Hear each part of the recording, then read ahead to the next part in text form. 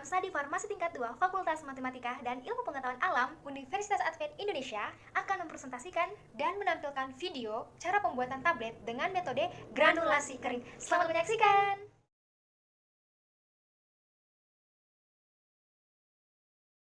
Nah, pada saat ini saya akan menjelaskan pengertian dari granulasi kering.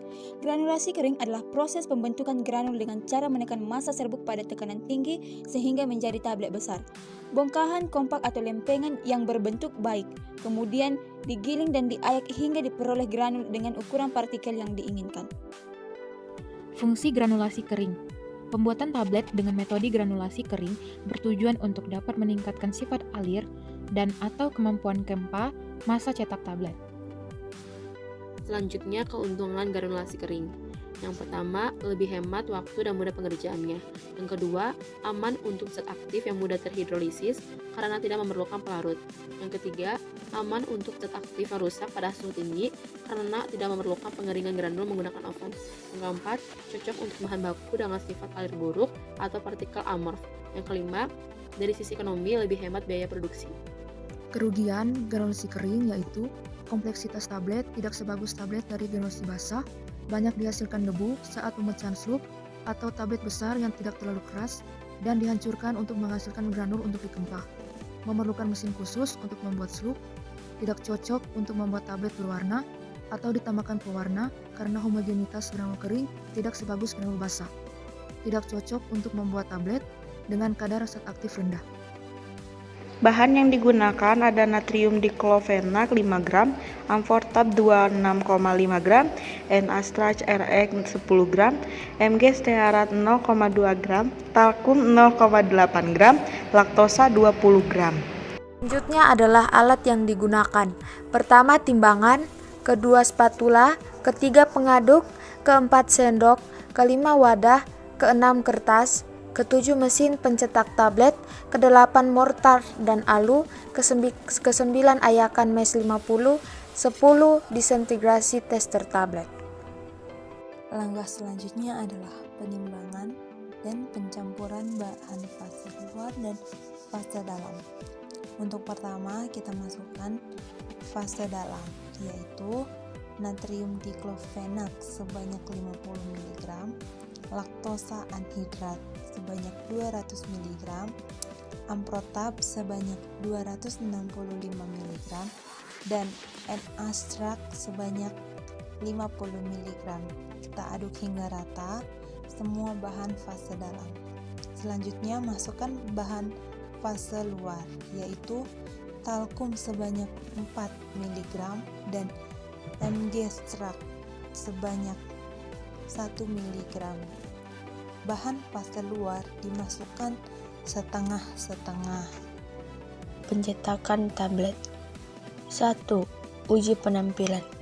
Pengujian ini dilakukan untuk mengecek distribusi warna sudah merata atau belum. Tablet yang tercetak memiliki bentuk yang sempurna atau tidak. Parameter lain yang diukur keseragaman diameter dan ketebalan tablet. Yang kedua, uji kekerasan. Uji kekerasan tablet yang mencerminkan kekuatan tablet secara keseluruhan, yang diukur dengan memberikan tekanan pada tablet. Pengujian ini dilakukan dengan menggunakan hardness tester. Baiklah, selanjutnya uji keseragaman bobot. Farmakope Indonesia sendiri memberi aturan cara uji keseragaman bobot dan batas toleransi yang masih dapat diterima, yaitu tablet tidak bersalut harus memenuhi syarat keseragaman bobot yang ditetapkan sebagai berikut. Yang pertama, timbang 20 tablet satu persatu. Kemudian hitung bobot rata-ratanya dan penyimpangan bobot rata-ratanya. Persyaratan keseragaman bobot terpenuhi jika tidak lebih dari 2 tablet yang masing-masing bobotnya menyimpang dari bobot rata-rata lebih besar dari harga yang ditetapkan, dan tidak satupun tablet yang bobotnya menyimpang dari bobot rata-ratanya lebih besar dari harga yang ditetapkan. Nah, apabila tidak mencukupi dari 20 tablet, dapat digunakan 10 tablet. Tidak satu tablet pun yang bobotnya menyimpang lebih dari bobot rata-rata yang ditetapkan. Kemudian, uji waktu hancur tablet. Pengujian waktu hancur dilakukan dengan memasukkan 6 tablet pada alat disintegration tester. Pengujian ini dilakukan untuk melihat waktu hancur tablet telah memenuhi syarat pada Farmakope Indonesia atau belum. Persyaratan Farmakope Indonesia, kecuali dinyatakan lain, semua tablet harus hancur. Lebih dari 15 menit merupakan tablet tanpa salut, dan lebih dari 60 menit merupakan tablet dengan salut. Selanjutnya kita akan masuk pada prosedur atau penjelasan praktikum. Yang harus kita lakukan yang pertama sekali adalah kita menyediakan bahan. Setelah itu semua bahan kita timbang sesuai dengan keperluan kita.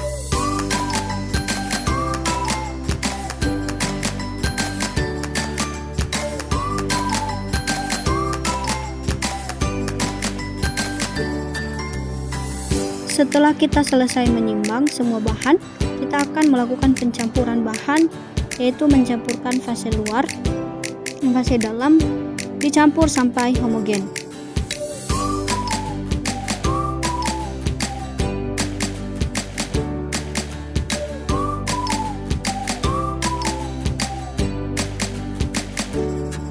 Setelah pencampuran bahan, kita akan memasukkan bahan ke dalam mesin cetak tablet. Nah, kita bisa lihat di sini tabletnya sudah jadi.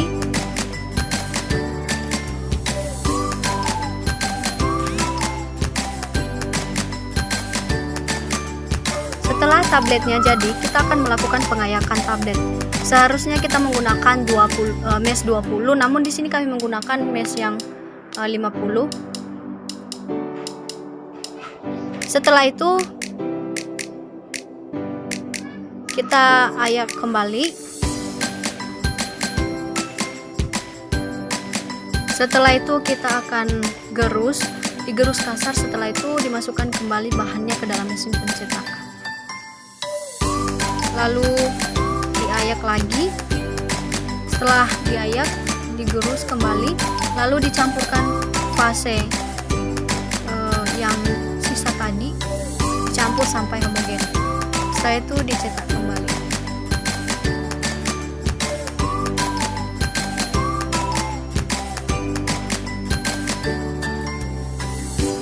Setelah tablet jadi, kita akan melakukan uji keseragaman bobot, uji waktu hancur, dan setelah selesai semuanya, kita akan memasukkan 50 tablet ke dalam box atau inner box, lalu menyimpannya.